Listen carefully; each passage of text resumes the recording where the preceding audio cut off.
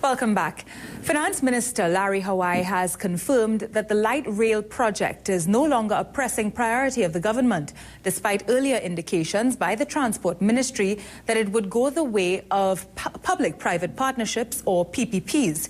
The minister says that he narrowed down to just 10, which he hopes to begin rolling out in November. He says as part of this arrangement, tolls can be expected soon. Sampson Nanton reports. Larry Howai, his first public discussion on his first budget presentation, reiterating to a post-budget panel discussion hosted by the Chamber of Industry and Commerce that infrastructure is to be used to stimulate the economy, and in so doing, private-public partnerships. The minister says as many as 60 such projects were on his desk, and he narrowed them down to 10 with the use of a consultant. They are to be rolled out from next month. We have used some consultants to help us to wean that listing down. And we've identified the top 10. So from here, the next stage would be for us to put that within the overall structure of the PPP model, and then come out to the private sector, which we expect that we should be in a position to do during the course of November.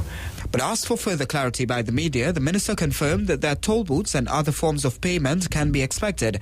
All of that is under consideration depending on the project. Exactly what is paid and how much is paid would be, of course, subject to some kind of determination as we move forward. But yes, all of that would be part of the consideration set. The government had already identified the light rail project among private-public partnership projects, but the minister says it's no longer in the top 10. The light rail was actually one of the 60 or so projects that came up. We've done a first cut and we've come up with 10. It doesn't preclude any of the other 50. It just says that from a point of view of speed of process, we probably focus on that now, on those 10 now, and then we go back to the others at a subsequent time. He told us he could not remember offhand the top 10 projects. Finance Minister Larry Howai has also cleared up what he says was an error in the price of oil that he made during the presentation of the 2012-2013 budget yesterday.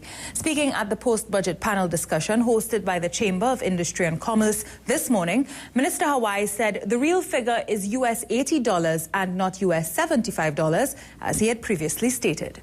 That I was using a $75 barrel for oil. I actually used, it was a typographical error. It was really an $80 barrel, US dollar barrel for oil that I used. The Oilfield Workers Trade Union believes Budget 2012-2013 lacked detail and will bring more hardship to the people of this country. President General and head of the OWTU Ancel Roget says the budget was full of deceit.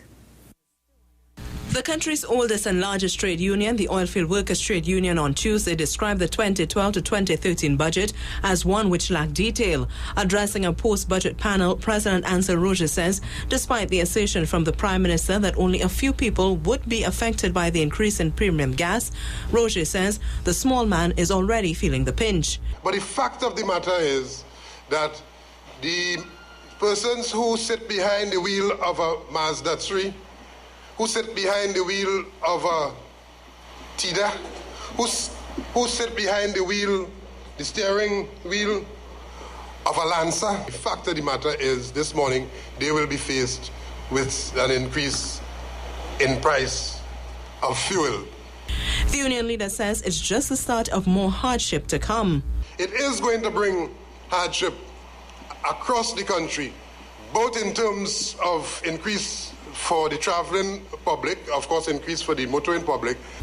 Roget adds the country will have to wait and see what benefits are derived from the removal of VAT from food items, although he himself is not optimistic. He believes the motives by the government are far from genuine. It is all about fooling the people.